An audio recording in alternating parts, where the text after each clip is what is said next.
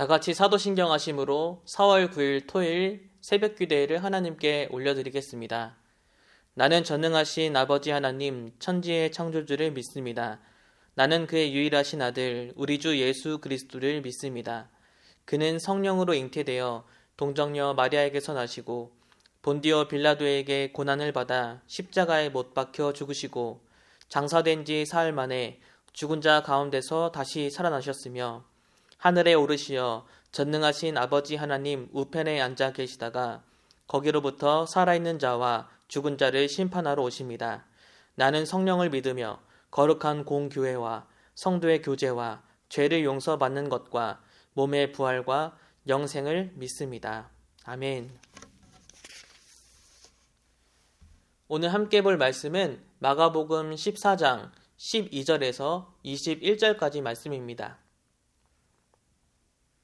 봉독하겠습니다.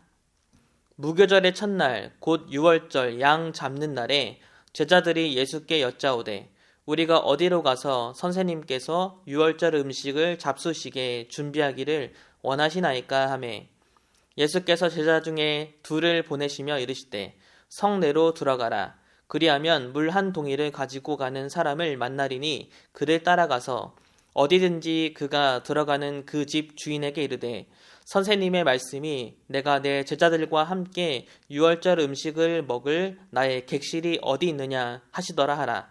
그리하면 자리를 펴고 준비한 큰 다락방을 보이리니 거기서 우리를 위하여 준비하라 하시니 제자들이 나가 성내로 들어가서 예수께서 하시던 말씀대로 만나 유월절 음식을 준비하니라. 저물매 그 12를 데리시고 가서 다 앉아 먹을 때에 예수께서 이르시되 내가 진실로 너희에게 이르노니 너희 중에 한 사람 곧 나와 함께 먹는 자가 나를 팔리라 하신대 그들이 근심하며 하나씩 나는 아니지요 하고 말하기를 시작하니 그들에게 이르시되 12 중에 하나 곧 나와 함께 그릇에 손을 넣는 자니라. 인자는 자기에 대하여 기록된 대로 가거니와 인자를 파는 그 사람에게는 화가 있으리로다. 그 사람은 차라리 나지 아니하였더라면 자기에게 좋을 뻔하였느니라 하시니라. 아멘. 사순절 예수님에 대한 십자가의 은혜, 그 구원의 은혜를 잘 묵상하고 계시나요? 이제 내일이면 종려 주일입니다. 예수님이 십자가 지시기 위해서 예루살렘에 입성하신 날이죠. 그리고 우리는 이제 한 주간 고난 주간을 보내게 될 것입니다. 오늘 함께 본 본문은 그 고난 주간 중에 바로 예수님의 마지막 저녁 식사, 최후의 만찬을 소개하고 있는 본문입니다. 이 최후의 만찬은 복음서, 네 복음서에 다 기록이 되어 있는데요. 공간복음, 즉 마태와 마가, 누가복음에는 이 최후의 만찬이 무교절이 시작하는 날, 그날이라고 기록하고 있는데 요한복음은 그 시점이 하루 전으로 나옵니다. 이렇게 복음서 안에서도 최후의 만찬에 대한 기록이 굉장히 다양한데요. 예를 들어서 이 요한복음에는 예수님이 제자들의 발을 닦아주시는 그러한 장면이 나오는데 다른 복음서에는 그런 내용이 나오지 않습니다. 이 요한복음이 가장 후대에 기록이 되었는데요. 아마 그 전에 나오는 그 기록들을 보면서 거기에 빠졌던 내용들, 자신이 그 마지막 만찬을 생각하면서 아주 생생하게 기억하고 있었던 예수님의 모습을 이제 추가적으로 보완해서 기록한 것이 아닌가 생각됩니다. 이렇게 네 복음서를 통해서 성경, 특별히 예수님에 대해서 읽으면 더 풍성하게 서로 보완하는 그런 내용들을 읽을 수 있습니다. 이렇게 최후의 만찬에는 아주 특별한 일들이 참 많았습니다. 최후의 만찬은 그 시작부터 매우 특별했습니다. 예수님과 제자들이 마지막 식사를 하는 이 일을 위하여서 하나님은 특별히 그 식사를 나눌 장소를 미리 예비해 주셨습니다.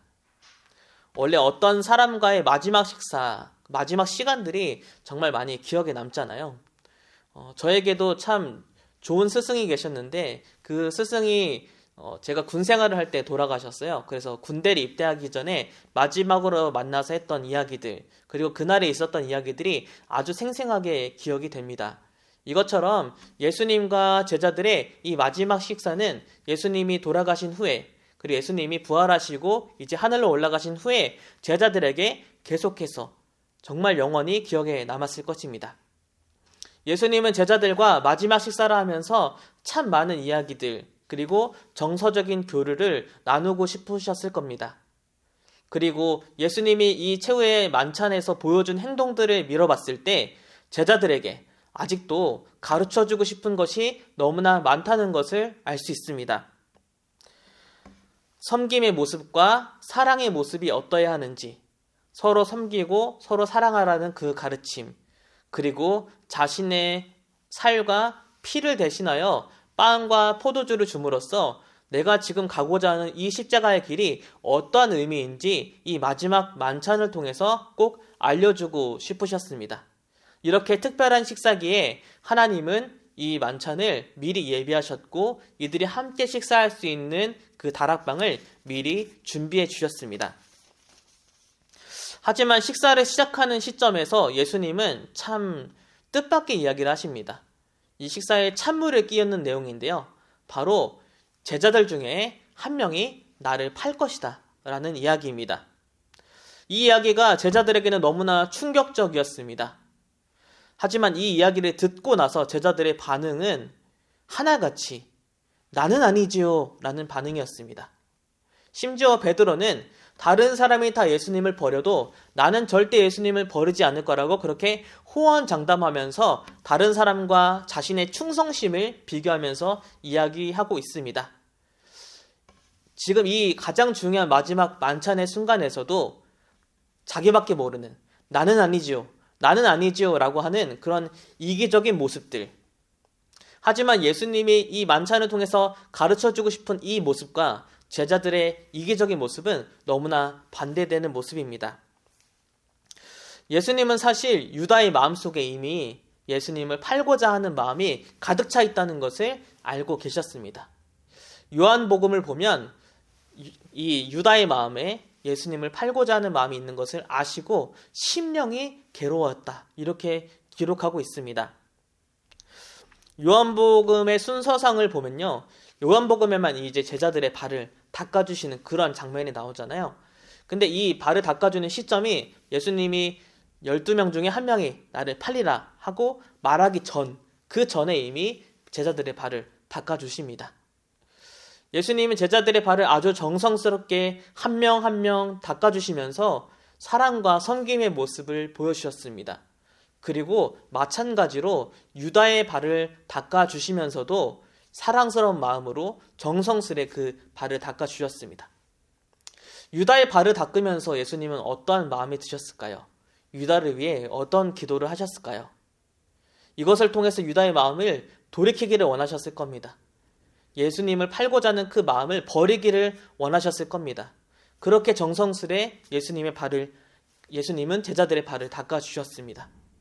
제자들의 발을 다 닦은 후에 모두 앉게 하고 가르쳐 주십니다. 내가 너에게 이렇게 하듯이 너의 서로의 발을 닦아주라. 서로 사랑하고 섬기는 공동체가 되라고 말씀해 주신 거죠.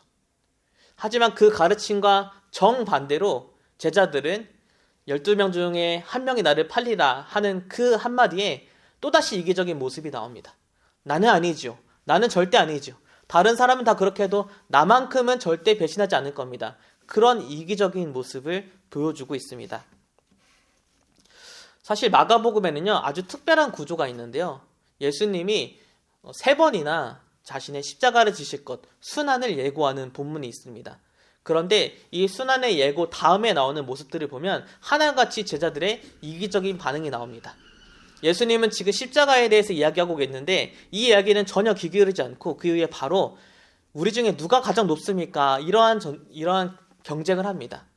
예수님이 또 십자가에 대해서 이야기하는데 그 이야기엔 아랑곳하지 않고 나를 예수님의 우편에, 나를 예수님의 좌편에 앉게 해달라는 그런 이기적인 모습을 보입니다. 사실 예수님은요, 자신이 이 이야기를 하셨을 때 제자들이 어떻게 이기적으로 반응할지 이미 다 알고 있었습니다.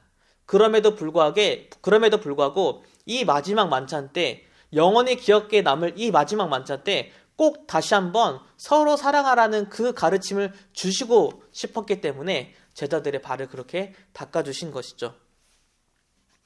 내일 본문을 보면요, 이런 한 차례 소동이 일어난 후에 예수님이 자신의 살과 피를 대신하여서 빵과 포도주를 내어주시는 그러한 장면이 나옵니다. 물론 가룟 유다에게도 예수님은 자신의 살과 피를 내어주십니다. 여전히 예수님께는 이 가룟 유다가 사랑의 대상, 그리고 구원의 대상입니다. 그 마음속에 예수님을 팔고자 하는 마음이 가득 차 있음에도 불구하고 여전히 사랑하는 마음으로, 여전히 섬김의 마음으로, 여전히 구원의 대상으로 바라보며 자신의 살과 피를 아낌없이 내어주십니다. 가룟 유다와 사실 제자들은 별 비할 바가 없죠. 이 제자들도 결국 예수님을 버리게 되기 때문이죠. 하지만 제자들 모두도 예수님의 사랑과 섬김, 구원의 대상이 되었습니다. 물론 가룟 유다는 예수님을 파는 선택을 철회하지 않았습니다. 그리고 그로 인해서 돌이킬 수 있는 기회를 잃어버리게 됩니다. 끝까지 그럴지언정 예수님은 마지막 순간까지도 유다를 사랑의 눈으로, 섬김의 마음으로, 구원의 대상으로 바라보셨습니다. 예수님은 오늘도 우리를 그러한 사랑의 대상, 섬김의 대상, 구원의 대상으로 바라보고 계십니다. 우리가 비록 예수님이 아주 단호하게 말씀할지언정 그것을 깨닫지 못할지라도, 예수님이 여전히 우리의 발을 닦아주셔도 우리는 그것을 깨닫지 못할지언정, 여전히 예수님은 우리에게 자신의 살과 피를 내어주셔도 우리는 돌이키지 않을지 몰라도 그럼에도 불구하고 여전히 우리를 사랑의 마음으로, 구원의 대상으로 바라보고 계십니다.